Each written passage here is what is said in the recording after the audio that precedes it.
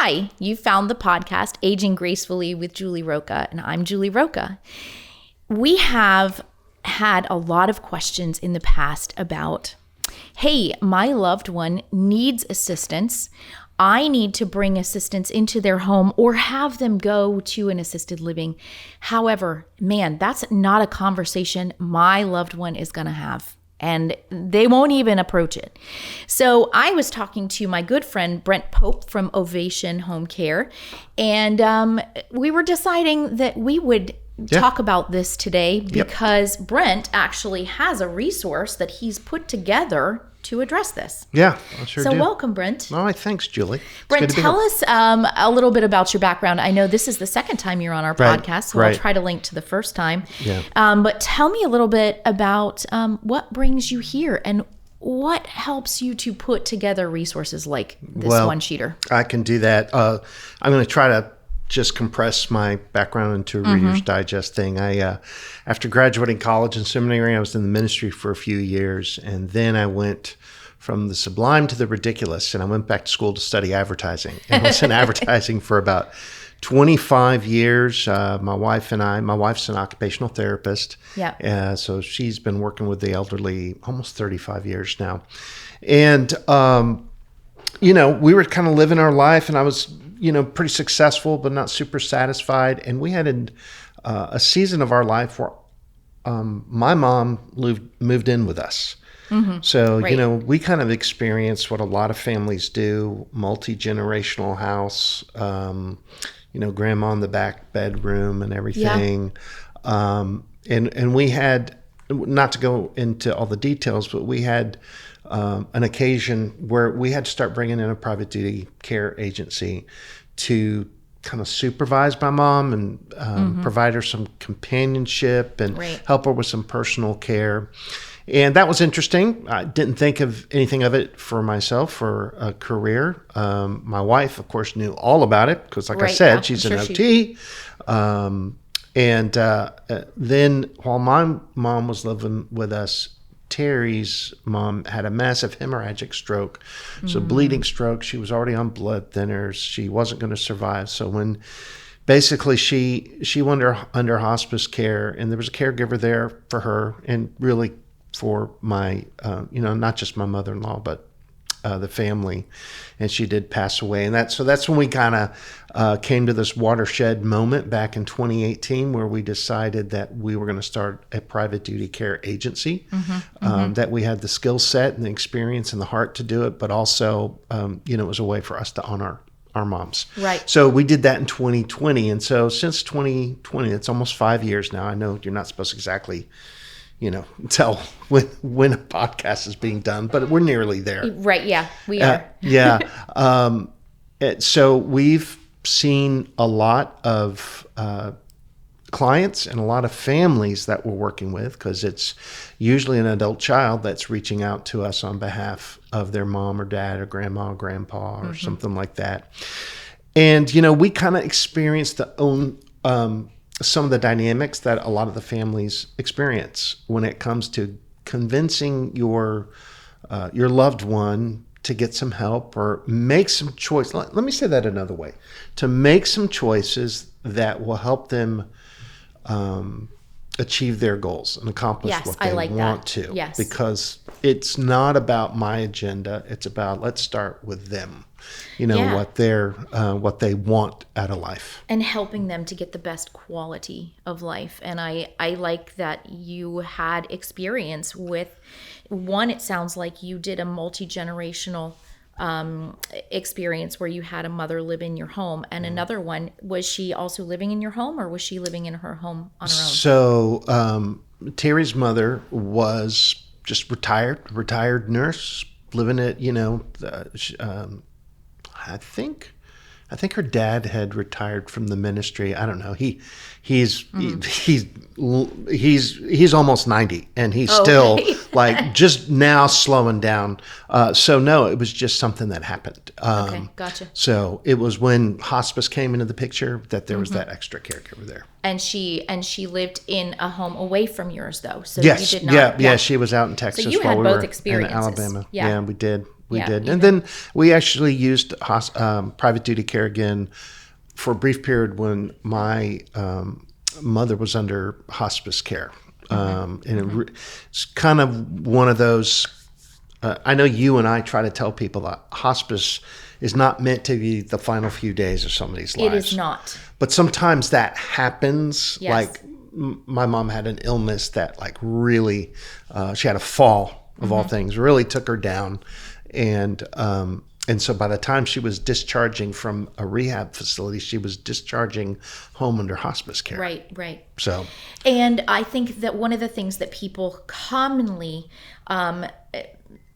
don't understand about hospice is that hospice in the home is wonderful. However, hospice is not going to pack a bag and move in with you. Yeah. They are not providing 24-hour care. Right. They're providing 24-hour support. So if your Support. loved Very one well said. has Well a said. fall or a crisis in any time of the day or night or holidays or whenever, you have a line that you can call and get that support.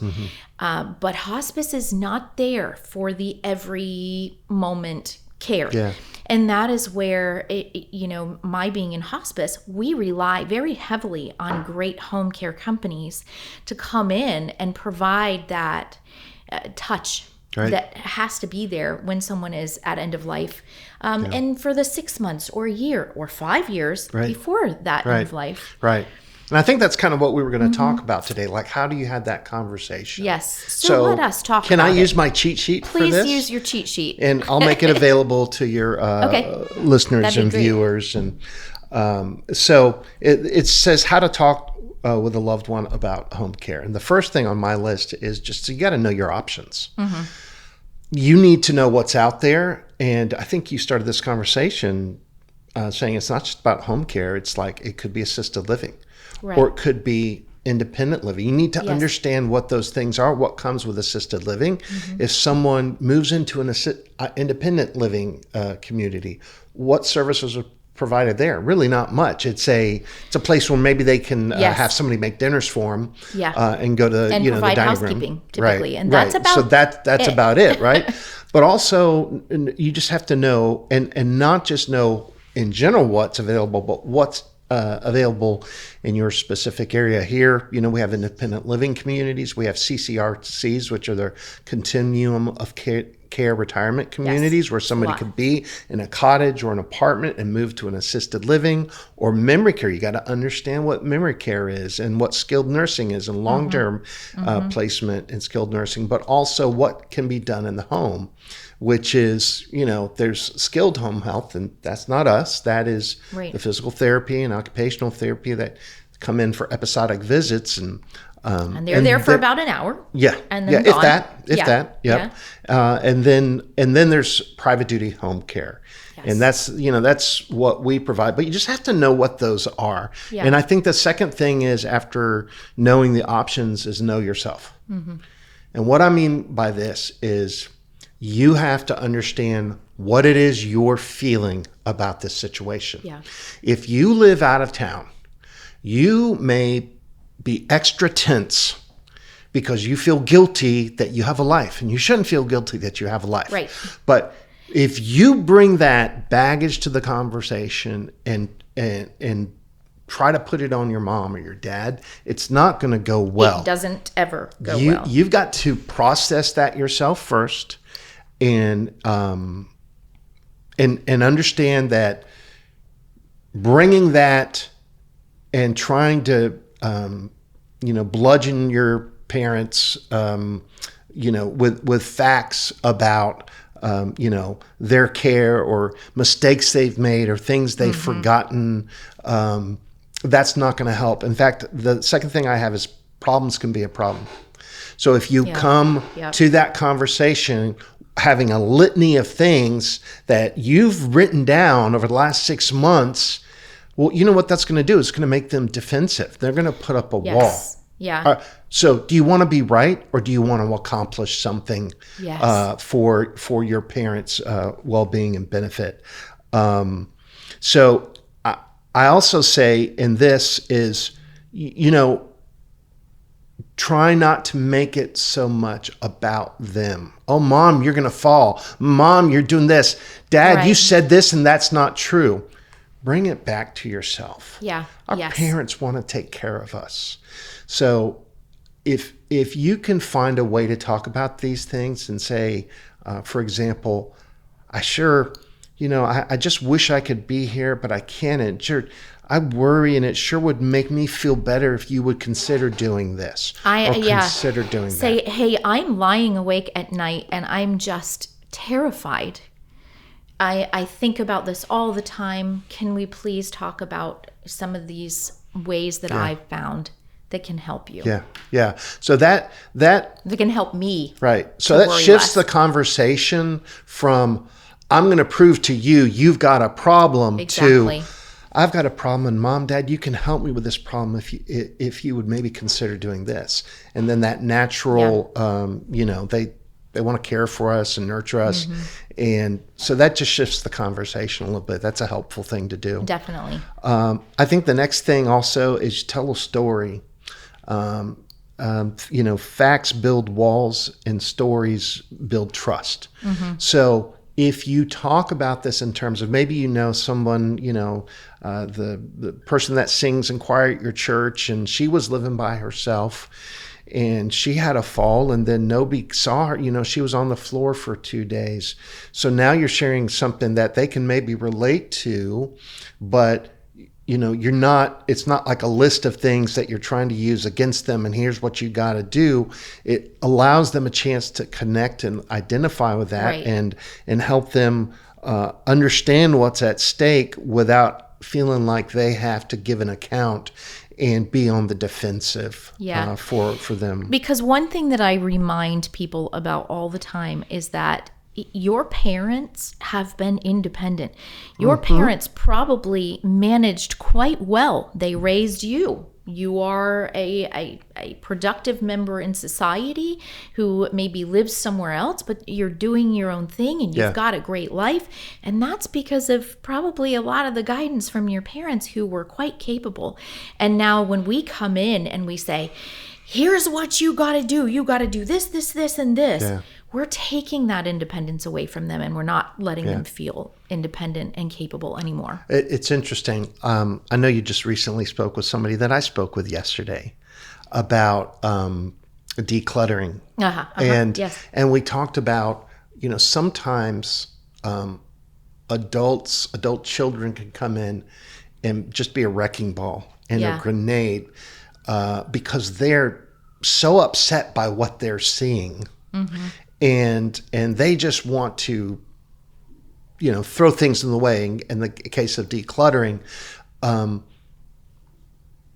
that relates to this is that, and this, when I said you have to know yourself, it's like you have to understand when your parents start to have a cognitive decline and they start not to thrive as well, you're grieving.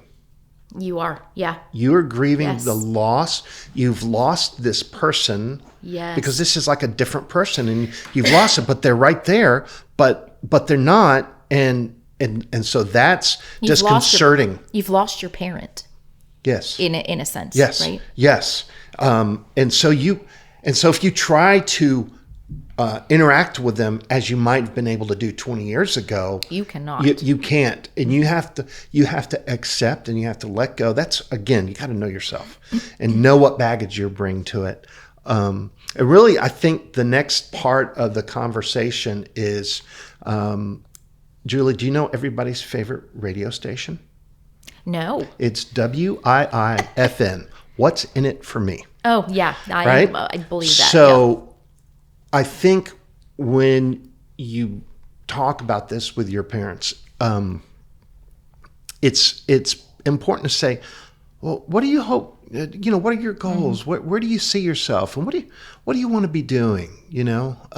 Find out. They may say, I think a couple of years I'll be ready for an assisted living, or I want to move into a CCRC. Sometimes it just shocks people. They say, I think my parent actually wants to make a move. Right. And everybody dreads the conversation so much. Yeah. They can't imagine the fact that their parents might actually be tired. I spoke with my father. I guess it's been a year now since they downsized and they sold their home that they've owned. And my father was so proud of being a homeowner. When I was 16 years old, he bought the first house. And so I was shocked when he said, "Oh, I'm so tired of home ownership. I will never own another home again." He was going to move in behind my brother, and my brother owns the home, so he will do all the upkeep and make sure that it's running smoothly. And he was ready for that phase of his life to be done. And he was truly not only embracing it, but just excited about it. Yeah. So these conversations that we think we have to dread, sometimes we don't. So that's absolutely true. I think the numbers are something like 4 to 5 seniors wants to age in place. So having those conversations about, well, what do you think, where do you think you might need help? Do we need to put up grab bars? So that could be one easy way in. That's a great thing. Do we need to put grab bars? Do we need to add a security system? We just want you to be safe. And so as you're talking about these things, you might say, well, what would have to happen to you for you to think that maybe you might need a little extra help? That's a so great let question. them tell you what they think they're going to need. And maybe that's something you can, I'm just going to write this down just so I can remember it. And, if this comes up and say, hey, Dad, remember when we talked about this? And you said, if you saw this happening, it might be time to get some help. So let that be. Again, it's their goals and how they define it. Now, they may not define it realistically. And for that reason, I just want to come to say this. It's like, don't wait to have the conversation. I mean, honestly, the best time to talk to your aging mom or dad about, getting some help and what they want, their goals, is probably 5 years ago. Honestly. Second best time is today, right? Yeah. Because a lot of times these conversations, you have to kind of try them on for size. These thoughts, the concept of getting someone to come help you, you just have to kind of normalize it in your head. Right. And so definitely it's a conversation to have. You might even consider make it part of like an annual tradition like Christmas or Thanksgiving. Let's have our future talk, things, let's whatever. Talk about your goals. You talk about it's a great time how's to talk it about looking? Our goals. How does it look? How are you moving towards it? How you doing? You think you might need help here? Hey, what about these other things we talked about? I love that. But again, you just can't you can't beat people into submission when it comes to this. They're their own person. They have their own home. If you really want to be effective, you're not going to care about winning the conversation. You're dealing with people. You are. Yeah. People who have been very independent and probably fairly successful if they're to a place where you're sitting there successful and you're talking about life with them. And so there's no formula that works. I think these principles can be helpful, but like I said, every person is different.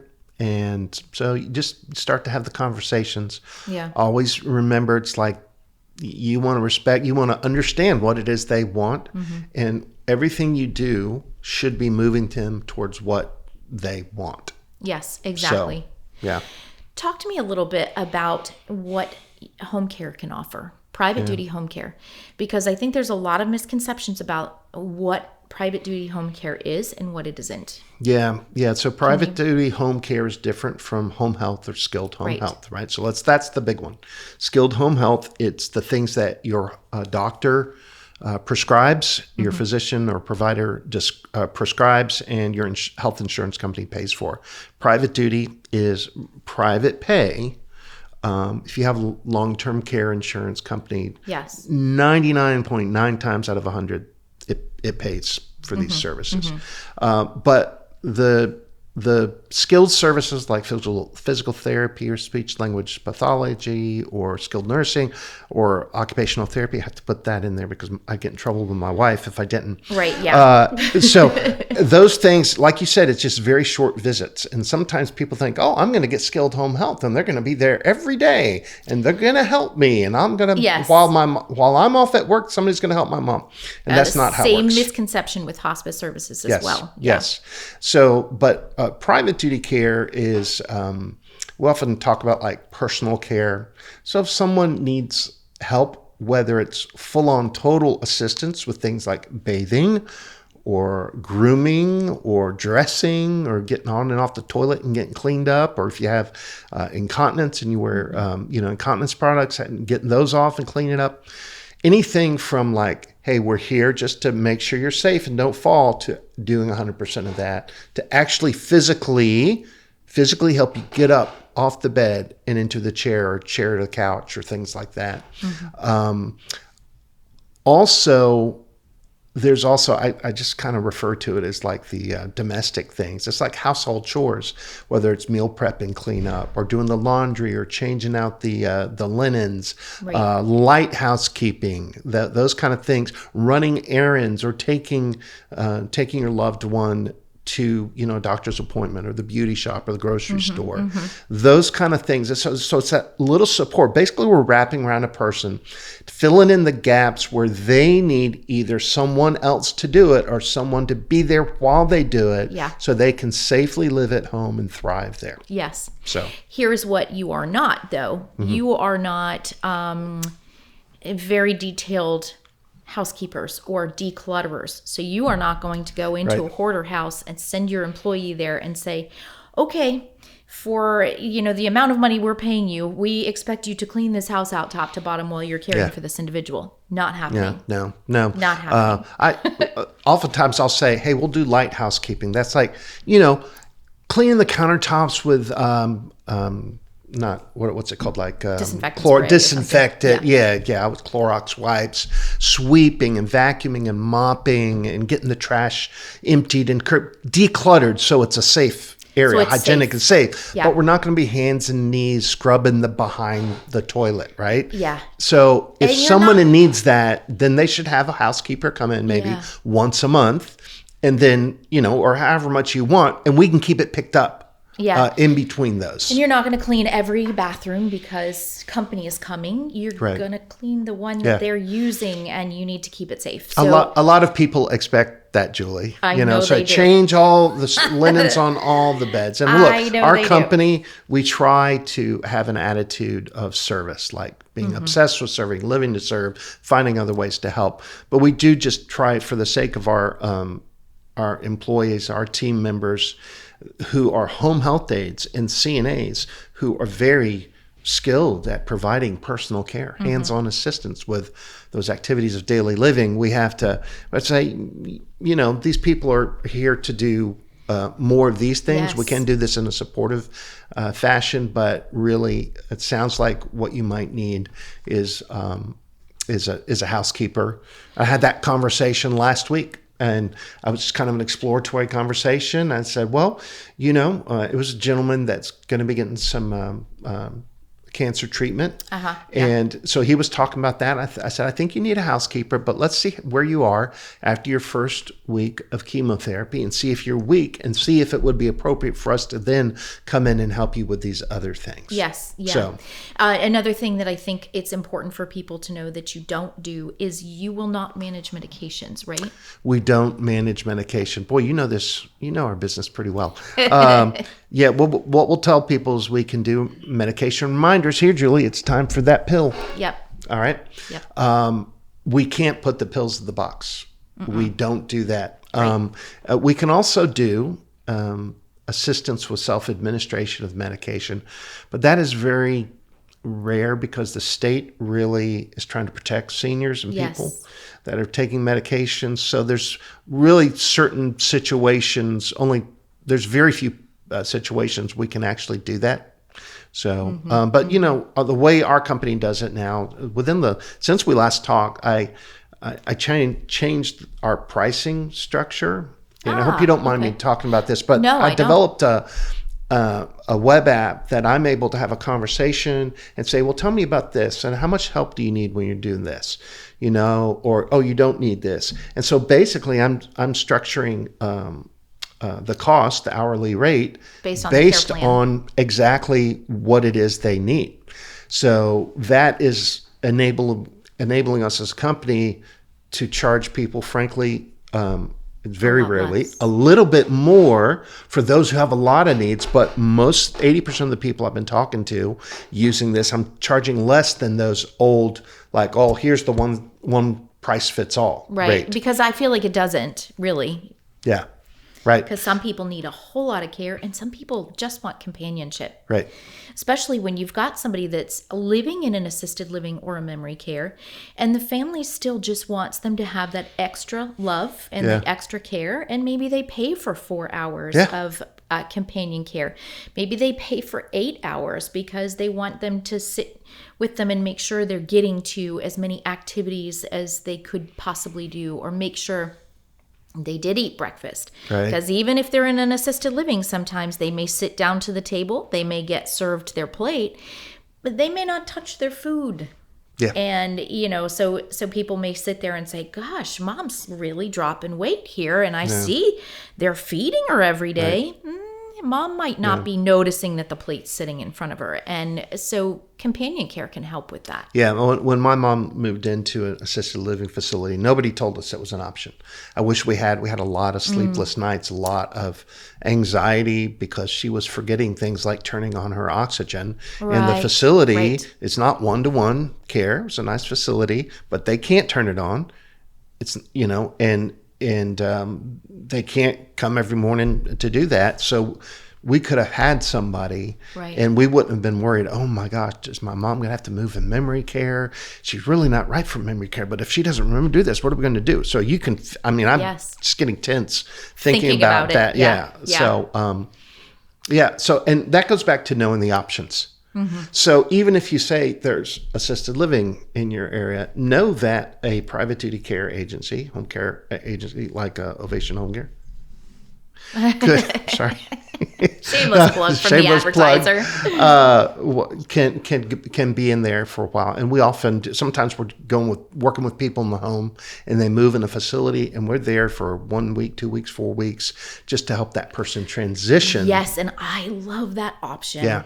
If people can afford that when they're coming out of rehab or they're coming out of the hospital, it's so helpful for them to have a companion that's sitting there to say, hey, and here's what happens next. And here's how we need to get this done. And here's how you can call for help. Let's go meet some of your new neighbors. Oh, they're having, they're doing a Bible study, or somebody's doing music, or they've got a game. Oh, I want to play bingo, and you can do it together. And then really that helps the person just kind of ease into. I do a lot in assisted livings. I do health talks and things like that. And I have actually seen some of your Ovation workers there with the person that they're providing companion care. And they're helping them to get to the things that they know that their person would enjoy. And I just think it's such a gift if you can do that. Yeah. So. What else have you got on your list? That was kind of it, starting from knowing what the options are, knowing yourself down to, here's kind of some strategies and approaches that you can take so it doesn't become a combative, adversarial conversation. And then know that, okay, you didn't have this conversation 5 years ago. Start having it now. Yes. Start as soon as you can. It's probably going to take time. And the sooner you have it and the more your parents can buy into it, the less traumatic it will be when it actually starts. Some people wait too late, and then they're still kind of uncomfortable with the idea of getting help, even though they clearly need it. Definitely. So if anybody is looking for those resources to kind of know what's out there, I can help with that. Through Next Step Senior Solutions, I have been a student of finding out what the options are, figuring out those resources. And I love to have conversations. I had one yesterday actually with a nephew who's helping his uncle. And we discussed in detail, okay, what are the next steps? He's starting to see some signs. And so I love helping to say, here are some of the things that we can do now. Let's try some of these things. You were a recommendation, actually. And I think these conversations have to happen, and there's a right way to do them. So I want to post a link to your sheet there. Okay. And a link to you, but where else can people find you? Well, you can find us on our website, ovationhomecare.com. And if you're in the Gainesville area, as you know, Julie, I'm constantly out there in our senior living communities, visiting with the staff to see who might, need a little bit extra help, but trying to entertain the residents, help the activities. I'm kind of known as the costume guy because I've got so many different costumes. But if it brings a smile to somebody's face, then that's fine. I don't care if people think I'm silly. Yeah, so, who cares? Yeah. Well, thank you so much for coming today, Brent. This was a great conversation. Yeah, it was. And I'm sure I'll have you back again. All right. And for any of you who have not already done so, if you have not liked this, please do like it. Please do subscribe, and please share with someone that you might benefit from it. Thanks, Brent. Thanks, Julie.